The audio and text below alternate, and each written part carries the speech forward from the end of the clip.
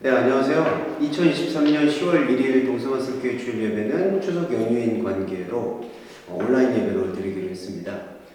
많은 양해 구하고요. 뒤에 그림 예쁘죠? 네, 그림을 배경으로 한번 말씀 나눠보고 싶었습니다. 저희가 이제 가을에서부터 시작했던 계기가 이제 어떻게 보면은 진도는 마무리가 되는데요. 제가 이제 예배 중에 이렇게 스킵하고 넘어갔던 부분들 오늘 보완하는 말씀 좀 간단히 드리고 마음속으로 정리하는 시간이 됐으면 좋겠습니다. 처음에는 희생의 의미에 대해서 제가 말씀을 조금 미진하게 드린 것 같아서 희생의 의미를 먼저 말씀을 드리면, 희생의 의미는 우리가 레위기 1장 2절에서 3절 말씀에서 좀 명확하게 나오는 것 같아요. 이스라엘 자손에게 말하여 이르라. 누구든지 여호와께 예물을 드리려거든 가축 중에 소나 양으로 예물을 드려라.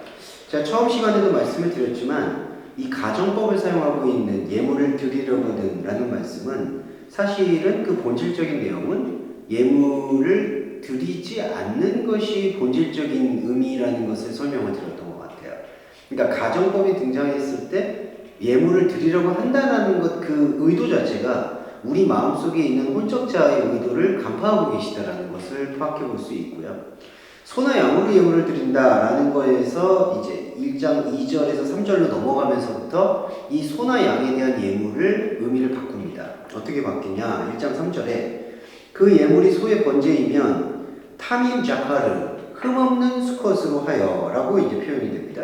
그리고 여호와께서 기쁘게 받으실 수 있도록 해라, 이제 이렇게 표현을 하는데, 타민 자카르라는 흠없다라는 얘기가, 흠이 없다라는 얘기는 완전하다는 뜻인데, 이 완전하다는 뜻은 영의 완전함을 얘기해요. 그럼 영의 완전함이라는 것은 이 육신과 혼적인 자아가 범접하거나 만날 수 없는 의미라는 것을 얘기합니다. 그러니까 이것을 소급해서 말씀을 드리면 타민 자카르라는 흠이 없는 수컷이라는 것은 존재하지 않는 예물이라는 거죠. 그러니까 존재하지 않는 예물을 드린다라는 그 자체가 우리가 생각하고 있는 그 번제를 드리는 어떤 마음에서 제물을 드린다라는 의미로 보기에는 어렵다라고 생각하시면 될 것 같습니다. 그러니까 우리가 드릴 예물이 없다라는 의미를 갖고 있는 거죠. 자, 그러면 희생이라는 게 뭐냐면은 이제 소나 양의 희생 제물을 항상 뜻하고 있어요.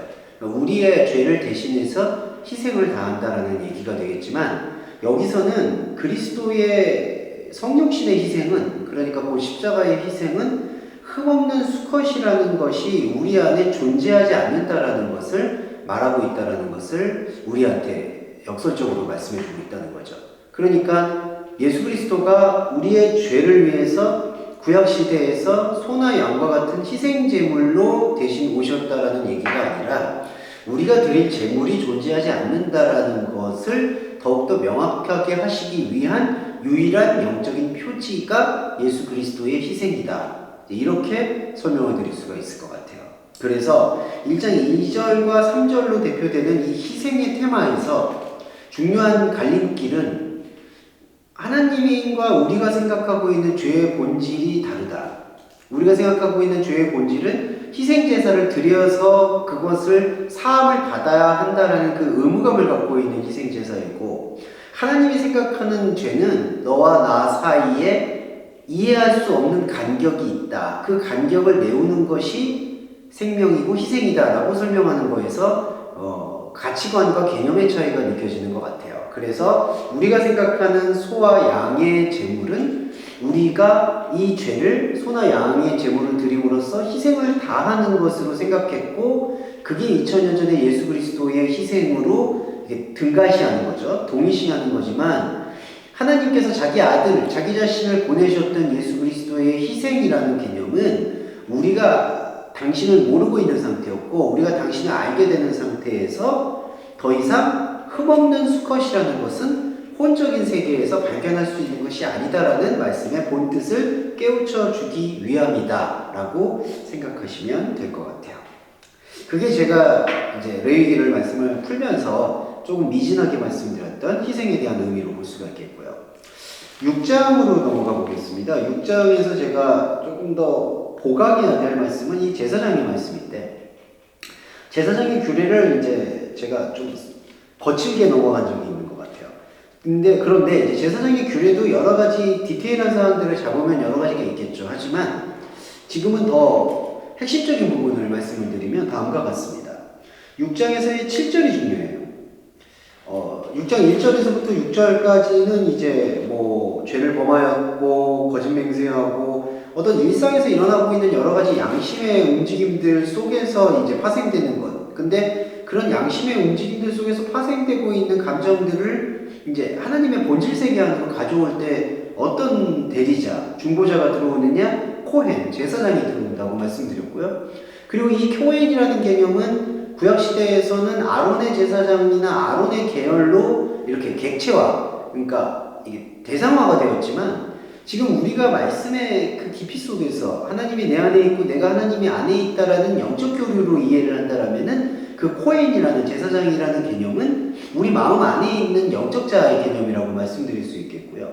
그 영적 자아의 개념으로 우리 안에 있는 세속적 가치관이나 혼적인 자아가 영적 자아의 가능태인 이 코헨 제사장에게로 넘어갔을 때 제사장에게서 나타나는 영적 효능이 뭐냐가 6장 7절의 핵심인데요. 제사장은 여호와 앞에서 그를 위하여 속지 않죠. 그러면 여기서 말하는 제사장과 그는 다 한 자아를 말합니다. 그는 우리의 혼적 자아를 얘기하고 제사장은 우리의 영적 자아를 뜻해요. 제사장은 여호와 앞에서 그를 위하여 속지 않은즉 그는 무슨 허물이든지 사함을 받는다라고 얘기가 돼 있어요. 그러니까 뭐 미콜 아시아로 이아시에 레이슈마트. 그러니까 그가 어떤 허물을 지었든지 그것이 제거됩니다라는 뜻을 갖고 있죠. 이 제거된다라는 기본어는 샬라우고요.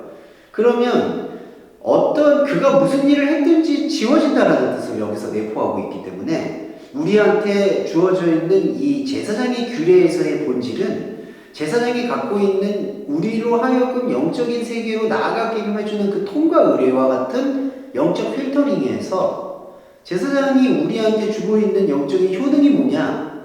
허물이든지 사함을 받는다라고 되어 있는데 여기서 말하는 허물이라는 게 그냥 우리가 말하는 죄책감만 상징하는 게 아니에요.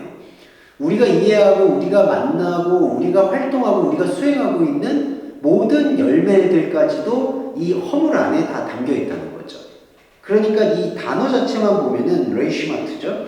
단어 자체만 보면은 우리는 이거를 허물이고 이 허물은 다 씻어버리고 뭐랄까 열매나 알곡을 맺는 것만은 우리가 가져가고 싶어 하는 마음이 있는 것 같아요. 그게 이분법적인 생각인 거죠. 여기서 무슨 허물이든지 샬라우 지워버릴 것이다 라는 얘기 안에서는 이때 허물 안에는 자기가 세운 인생의 공적이라든지 인생의 의미라든지 인생의 생각까지도 다 포함이 되는 겁니다. 그러니까 우리 안에 있는 영적자의 제사장의 규례 중에 핵심은 우리의 혼적인 인생이 무엇을 가지고 가든지 무슨 허물이든지 가지고 가든지 지워버리신다라는 거죠. 그러면 그걸 왜 지울까요? 중요한 것은 우리가 하나님과의 관계를 설정함에 있어서 우리가 생각하고 우리가 저울질하고 있는 생각들로 가져가서 하나님한테 내가 판단하고 내가 생각했을 때 좋아 보이는 것을 하나님께서 상을 주고 내가 판단했을 때 좋아 보이지 않거나 혐오스러운 것은 하나님께서 저주를 주신다라고 한다면은 그것은 우리가 늘 얘기하는 여러 종교들이 얘기하는 그러한 선한 일을 하는 자는 천국으로 악한 일을 하는 자는 지옥으로 간다라는 그 논리와 거의 다를 바가 없는 거예요. 그러니까 우리가 가지고 있는 인생의 노력이나 인생의 쓸모는 인생에서 활용하고 인생에서 소비하는 것이고 그것들이 하나님의 말씀체이신 제사장 앞에서는 모든 것들이 지워진 상태에서 오직 하나님과 우리와의 영적인 관계로만 당신 하나님과 관계를 맺고 사랑을 나눈다는 거죠.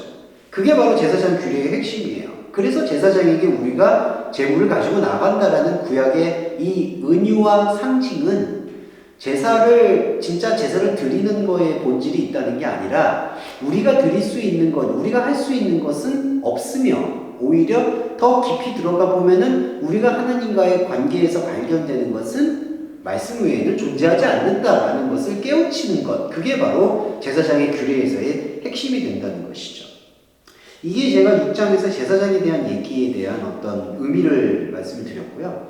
하나 더 부연 설명을 드리면 두 가지가 있습니다. 6장 10절에서 제사장은 세마포 긴 옷을 입고 세마포 속바지로 하체를 가린다라고 되어 있는데 이 하체는 마샤르가 쓰였어요.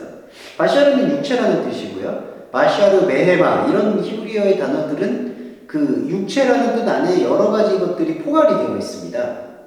그러니까 움직이는 것들, 인생 이런 것들을 다 상징하는 거죠. 그러니까 세마포 속바지로 하체를 가린다라는 것은 뭐 단순히 퍼포먼스로 이렇게 하의를 가린다라는 그런 의미만 내포되어 있는 게 아니라 제사장이 코헨 안에는 영적 자 안에는 우리가 갖고 있는 여러 가지 혼적 자아가 뒤섞여 있잖아요. 그 혼적인 자아가 인생이죠. 그러니까 그 인생을 가리라는 뜻이에요. 그러니까 제사장은 세마포 기노스로 세마포 속바지로 하체를 가린다. 하체는 마샤르 육체 인생이고 그 인생을 가리라는 뜻이 바로 제가 앞서 말씀드렸던 6장 7절에 왜냐하면 그 인생은 무슨 허물이든지 샬라우 지워버리기 때문에 그러니까 하체를 가린다는 얘기는 제사장의 그 어떤 영적 자아의 에센셜 본질을 가로막고 있는 혼적인 것들을 다 지워버리거나 덮는다는 뜻을 갖고 있는 거죠. 자, 그리고 또 하나는 이렇게 덮는 것에 대한 행동이 두 가지 의미로 이제 분산이 돼서 우리한테 메시지로 다가옵니다. 6장 13절에 불은 끊임없이 제단 위에 피워 꺼지지 않게 한다라고 되어 있는데 이건 두 가지 의미가 있는 거죠. 자, 인간이 인생을 살아가고 있는 이상 인간이 자기의 소유와 자기의 소관대로 옳아 보이는 것에서 추구하게 되는 바로 그 선악과 논리의 욕망의 논리는 인생의 시간이 끊어질 때까지는 계속된다라는 것을 우리한테 신앙 고백하게 만들어주는 게 불이 꺼지지 않게 하는 의미도 있고요. 또 하나는 그 불이 꺼지지 않는다는 얘기는 불은 정화를 뜻하는데 무엇으로부터의 정화냐? 인생의 불순물을 정화시키는 것만이 아니라 본질적으로 들어가 보면은 인생, 곧 혼적인 자아의 모든 생각들을 정화시키는 겁니다. 그러니까 인간이 가지고 있는 모든 인생을 불태운다는 뜻이에요. 그러니까 인생은 하나님 앞에서 한 줌의 재가 되는 것이고 하나님 앞에서 남는 것은 오직 말씀밖에 없다라는 것을 소명하는 게 바로 불은 끊임없이 제단 위에서 꺼지지 않게 한다라는 것에 대한 암시입니다. 이게 이제 제사장의 규례에서 제가 조금 말씀드릴 수 있었던 보강 설명이었던 것 같아요. 자, 그리고 또 하나 말씀을 드릴게요. 12장하고 13장에서 제가 말씀을 조금 빼놓았던 부분이 이 여인의 그 부정함에 대한 것과 그리고 나병에 대한 거였는데 제가 이거 설명을 드렸는데 설명에서 놓친 부분들을 조금 말씀을 드릴게요. 7일 동안 부정하다라는 얘기가 나와요. 12장 2절에 보시면. 그러면 7일 동안 부정하다라는 얘기는 결국에는 하나님의 시간 속에서는 우리는 흠결이 있다라는 것을 내포하는 겁니다. 그런데 흠결이 있다라는 것이 어떤 것과 연결이 되어 있냐면은 아이를 낳을 때 부정하다고 표현해요. 자, 아이를 낳은 게 왜 부정할까요? 생산을 했는데, 생명을 낳았는데. 근데 이게 부정이라는 것은 여러분 안에 이게 약간 난해한 표현인데 아이를 낳고 생명을 낳았다라는 것은 분명히 우리 안에는 축복이지만 그 아이를 낳고 생명이 낳았다라는 것 자체에서 인간은 크로노스적 존재고 그 시간을 감당해야 된다라는 인간 안에서의 책임감을 내포하고 있기 때문에 그 책임감으로 인해서 살아가야 되는 그 발버둥을 우리 안에서 보여주시는 행위가 바로 7일 동안의 부정함의 의식이라는 겁니다. 그러니까 무슨 뜻이냐면 부정하다라는 얘기는 하나님이 우리를 부정하다고 얘기하시는 게 아니에요. 부정하다고 보는 것은 우리가 생명을 대하는 그 시선에 있다는 겁니다. 생명을 바라볼 때 하나님과 우리와의 본질적 생명은 인간의 시간을 뛰어넘어서 하나님의 시간 속에서 영원히 불변하고 그리고 끊임없이 당신의 생명 속에서 뛰는 거예요. 그러니까 그것에 대해서 우리가 어떤 것으로 행하든지 어떤 것으로 참여하든지 그런 것들을 뜻하는 게 아니라는 겁니다. 그런데 인간은 계속해서 그것을 추구하려는 마음을 노출시킬 수밖에 없다는 거죠. 자, 그러면 그 노출시킬 수밖에 없다라는 것을 7일 동안의 부정함이라고 얘기를 한다면 그러면 이것이 우리 안에서 어떤 지워버려야 될 어떤 제거의 요소가 되느냐? 그게 아니라 내 안에 있는 이 부정하다라는 것을 하나님과 내가 다르다라는 다름의 표지로 전환시킬 수 있어야 된다는 거예요. 그러니까 인생의 아이를 낳는다는 것은 인생이 살아갈 때 여러 가지 혼적인 자아의 활동들을 총체적으로 설명하는 거거든요. 그러면 인간이 아이를 낳는 그 총체적인 인생살이를 하나님과의 다름의 표지로 우리 안에서 품게 되는 게 바로 부정함을 7일 동안 느낀다는 거예요. 부정하다는 것은 하나님과 다르다는 표지고요. 7이라는 것은 하나님의 완전함을 뜻합니다. 그러니까 우리는 우리가 살고 있는 혼적인 인생이 하나님 앞에서 뭐 이게 부조리하다, 모순이다, 하나님 앞에서 불결한 것이다 이렇게 생각하지 말고 이 부정하다라는 얘기는 완전함에 도달하려는 우리의 욕망 자체가 하나님과는 다름의 표지를 말하고 있는 거구나. 그렇게 될 경우에 이 욕망은 부정적인 것도 아니고 긍정적인 것도 아니고 중립적인 게 되는 거죠. 우리가 생명을 볼 때 이게 생명이 좋다 나쁘다 얘기하지 않잖아요. 주어져 있잖아요. 그 주어져 있는 것으로 이 부정한 것을 느끼는 그 상태, 그게 바로 7일 동안 부정하다라는 상태가 된다는 겁니다. 거기에 대한 좀 부연 설명을 드리고 싶었고요. 그리고 이제 13장에 넘어가면은 나병에 대한 얘기도 그냥 나와요. 나병에 대한 얘기가 지난번에도 이제 우리가 레위기를 풀 때 설명을 드렸지만 이 나병이라는 것도 좀 12장과 같이 연결해서 보시면 됩니다. 나병이라는 것은 우리 안에 있는 어떤 흔적들인데 이 흔적과 상체기는 왜 나는 걸까? 인생을 살아가면서 나오는 자연스러운 현상인 거예요. 그런데 이 자연스러운 현상을 자연스럽지 않게 만드는 게 인간이 가지고 있는 종교성인 거죠. 여기서 또 오해하실 수가 있는 게 종교성을 그럼 지우면 되는 거 아니냐라고 얘기하는데 제가 지금 여기서 말씀드리는 종교성은 인간의 본능적인 혼적인 DNA를 말하는 거예요. 그러니까 인간이 가지고 있는 어떻게든지 살아보려는 그 움직임은 종교성으로 환원이 되는 거고요. 그 종교성 자체가 인간에게서는 부정하거나 떼어낼 수가 없는 겁니다. 마치 나는 무교야, 종교가 없어요 라고 얘기하는 사람도 그 말이나 행동이나 모든 삶의 살림살이 자체가 종교라는 거예요. 그러니까 그 종교를 가지고 우리가 뭐든지 이 생체기를 만드는 거죠. 근데 이 생체기를 자연스러운 것으로 환원시키는 건 뭘까요? 7일 동안 부정하다라는 것을 긍정하는 거예요. 무슨 뜻이냐? 우리의 혼적인 인생은 앞서서 말씀드렸듯이 하나님의 제사장 앞에 나아갔을 때 모두가 제거되는 것이기 때문에 이것이 하나님과 우리와의 관계를 소명해 주거나 지탱해 주는 게 아니다라는 것을 우리한테 명백하게 알게 해주는 것이고, 그렇게 명백하게 알게 해줄 때 표현이 뭐할 수 있지만 영은 영대로 혼은 혼대로 이중의 궤적을 갖고 살아가게 되는 겁니다. 자, 그러다가 혼이 다름을 우리를 알게 해주는 영적인 표지로 영에게 계속해서 사인을 주면서 영의 세계인 하나님의 나라는 점점점 확장이 되는 것이고, 이러다가 혼의 열매를 우리가 어느 순간 내려놓게 되면 우리는 인생의 시간이 있잖아요. 그러니까 인생 시간을 내려놓게 되면은 우리가 하나님과의 다름의 표지로 삼았었던 말씀의 흔적들은 이제 우리가 영을 호흡을 할 때 영원한 하나님의 영의 몸, 곧 프니마티콘 소마가 되어서 하나님과 함께 한다는 것이죠. 이게 레위기가 말하는 비전의 전부입니다. 그러니까 이 비전의 전부에 우리가 참여하기 위해서는 이 나병이라는 의미에 대해서 이 생체기를 계속해서 부정하다라고 느끼는 그것이 바로 이게 생체기가, 그러니까 나병은 생체기, 몸에 나온 인생의 흔적이거든요. 그 인생의 흔적이 지워버려야 되거나 소멸해야 되거나 극복해야 되는 그것을 얘기하는 것이 아니라 하나님과의 다름을 총체적으로 얘기하는 영적 표지라는 것으로 우리가 묵상할 필요가 있다는 거예요. 자, 여기까지가 이제 제가 보강 설명 드렸던 부분이 하나가 있었고, 마지막으로 이제 뭐 짧게 부연 설명드릴 부분이 요 15장이 있는데요. 유출병과 설정입니다. 자, 유출병과 설정이라는 것은 여기 제가 이제 부연 설명, 제가 이제 그 본 설교에서 드렸던 내용에 조금 더 가미를 해드려야 될 묵상의 과제가 있는 건데, 유출병과 설정이라는 것은 이겁니다. 본질적인 거에서 또 하나의 맥락을 말씀을 드리면, 유출병 피가 계속 흐르는 거거든요. 그러니까 생명이 계속해서 하나로 담지 못하고 계속해서 무의미하게 방출되는 걸 뜻하고요. 설정한다라는 것도 이게 이제 우리가 요즘 말로 하면은 이게 오난의 행위 같이 이제 자유행위 같은 거예요. 그러니까 우리가 정행이라는 것은 생명을 낳는 행위로 써야 되는데 그러지 못하고 그냥 땅에다 계속 배설하는 행위를 말하는 거죠. 근데 이게 뭐냐면은 생명의 본질을 본질대로 이해하지 못할 때 나타날 수밖에 없는 필연적인 현상을 말하는 거예요.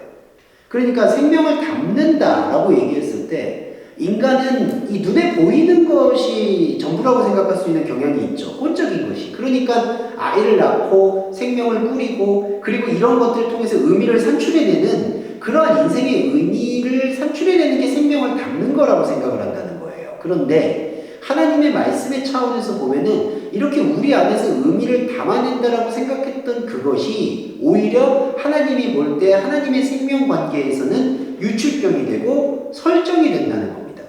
그러니까 우리는 이거를 열심히 담았다고 생각하는데, 그리고 앞으로도 계속 담을 거라고 생각하고 그런 다짐을 가지고 인생을 꾸려가든지 종교 활동을 하게 되는데, 그렇게 인생을 꾸리고 종교 활동을 하게 되는 그러한 모든 과정들이 사실은 피가 무의미하게 흘러버리는 유출병, 그리고 설정이 된다는 거예요. 그러니까 우리가 가지고 있는 생명의 산출은 그럼 어떻게 일어나는 겁니까? 라고 묻게 되는데, 앞서 말씀드렸듯이 이 레위기에로 총체적으로 종합을 해보면 레위기에서는 제사를 얘기하는 것처럼 보이지만 궁극적으로 제사를 얘기하는 게 아니다. 그러면 이 제사는 그럼 무엇이냐? 바로 하나님 여호와의 여호와 되심을 인식하고 느끼고 교감하는 말씀화되어지는 과정 그 자체다. 그러면 이 제사, 인간이 가지고 있는 혼의 모든 논리 속에서의 혼의 욕망과 혼의 도구와 혼의 노력들은 무엇이냐? 하지 말아야 되는 것이냐? 그게 아니라 그것은 그저 주어진 것이다. 그리고 그저 주어진 것에 무의미는 무의미대로 흘러가되 그저 주어진 것 안에서 우리는 하나님과의 다름의 표지를 이 말씀을 통해서 확인하고 발견해 나가는 질그릇이 되는 것이다.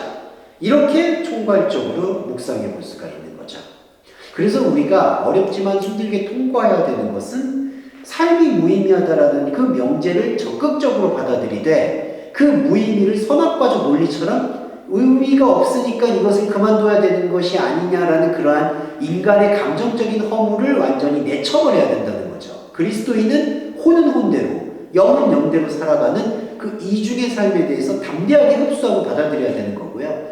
궁극적으로는 혼의 삶, 영이 빠져있는 혼의 삶은요, 사실은 제대로 살아있는 삶이 아니라 죽어있는 삶이기 때문에 이 혼의 관계에서는 종교가 더 신랄하게 발달될 수밖에 없고 인간의 욕망이라는 게 더 깊게 발달될 수밖에 없습니다.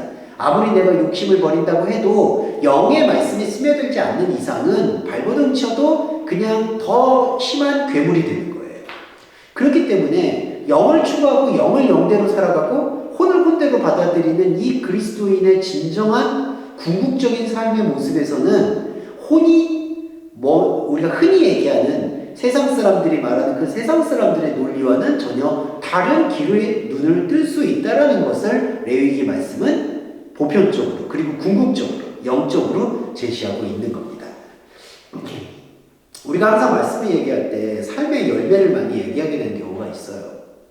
하지만 그 삶의 열매가 우리의 혼적인 의지와 노력으로 이루어진다는 것은 어불성설이고요.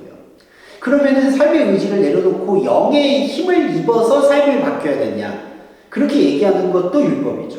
그러니까 우리가 가지고 있는 복음의 엑기스는 영은 영대로, 혼은 혼대로 그것이 계속해서 병행되고 흘러갈 때 어느 순간 영이 압도되어서 혼의 움직임들 속에서 선악의 논리들이 붕괴되고 녹아내리는 견고한진이 허물어지는 역사를 어느 순간 우리가 맛보게 되는 것.